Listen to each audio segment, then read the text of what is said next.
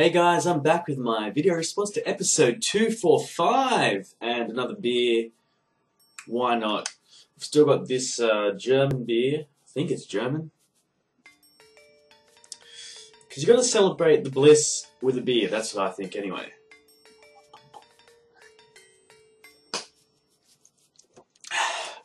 So guys, cool episode. Wasn't as short as you said it was, BT, on the forum.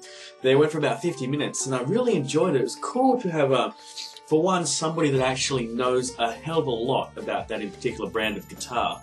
And who else is better than I'm going to say Pepsi then, than Pappy to talk about Gretsch guitars.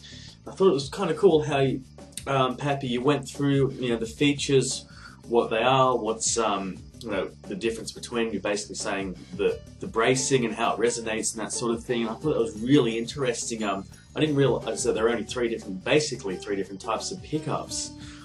And sometimes I think that too much choice is a little too far out there for some people because there's so much to choose from. But just looking at each guitar that Pipes and PT picked, I think these are the right ones. I'm looking at the Brian Setzer Hot Rod TV Jones pickups, and it's got the, I guess it's a volume control on the lower horn, is it? And then on the where I guess where a Les Paul would be, those switching is where the switch is on the guitar there. It's got a Bixby, it says TV Jones pickups. I'm looking at the purple, and that is quite an outrageous color. I love it. I'm not really big on purple guitars, like I wouldn't get one for myself, but I can definitely see Pipes with it. Quite a loud, in-your-face color. I do like the red though, the sort of wine red, or is it candy apple red? Not too sure. I'm looking at it right now actually, and I'm looking at PT's guitar, and I believe that is the what do they call it here? G619 6T SP BY Country Club in the bamboo yellow, and that looks pretty cool as well. Again, I like the look of the Bixby bridges on guitars. I like the big chunk of metal on there. I've also heard that some people put them on guitars without the trem bar, just because of the mass that they actually are. They introduce more sustain and things like that. Whether that's true or not, I don't know.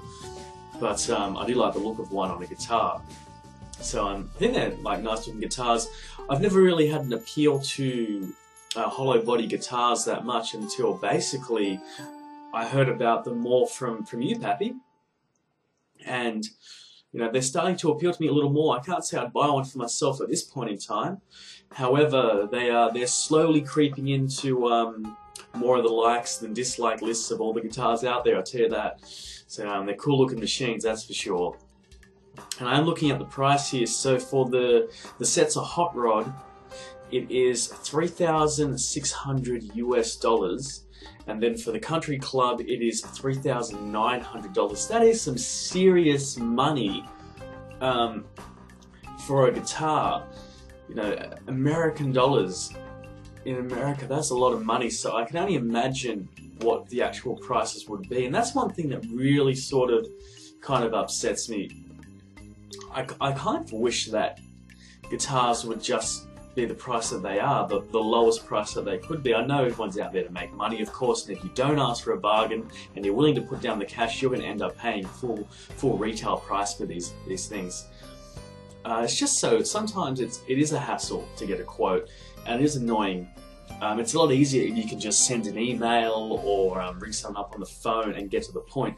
But I find, like, especially if you go into a lot of the sort of bigger sort of retail chain music stores, for one, half of the sales guys in there don't know what the hell they're talking about, but they just try to push you onto buying too many things for ridiculously high prices. And then when you try to haggle, in my experience, it's just sometimes most of the time you get alright people, but every now and then you just get guys that are absolutely, as Pipes say, digs. They're just trying to get $10 off a couple of grand's worth of guitar. Like, oh, I don't know if I can do that, won't be making any money. Like, yeah, right. But yeah, that's why I don't really like haggling sometimes. So most of the time you get someone good, sometimes you just get annoying sales dudes. but they're all out there to make money. However, knowing that you can get a discount on a quality instrument like a Gretsch is good information to know. And it's cool how you got Joel from Shanghai Music on there, on the line. He's upfront, honest, to the point, and told you what basically you wanted, and didn't say, oh no, you want this. Now this is what you got to buy instead, and that sort of thing. Oh, perhaps this guitar would be better suited, even though that's what you said you want. He's like, no, this is what you want, and this is the price. I'll give it to you, and I'll be happy to ship them to you. And that's what you call good customer service. You tell them what you want, they make it happen for you, make a sale. So hopefully, Pipes and PT, you guys will be able to save up the money sooner more than later to get your Gretsch guitars.